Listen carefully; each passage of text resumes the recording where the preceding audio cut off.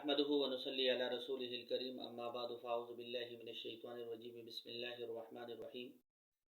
وقال النبي صلى الله عليه وسلم من حسن اسلام المرء تركه ما لا يعنيه۔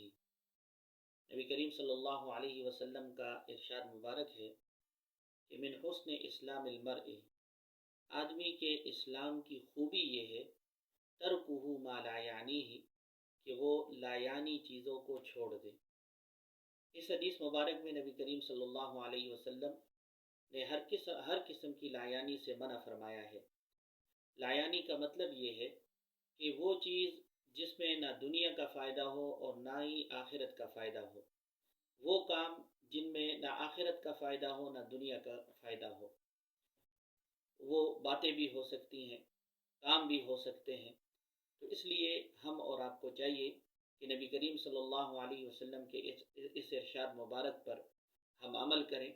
آج کل ہر کوئی لایانی میں لگا رہتا ہے، ہر وقت ہم اور آپ لایانی میں لگے رہتے ہیں،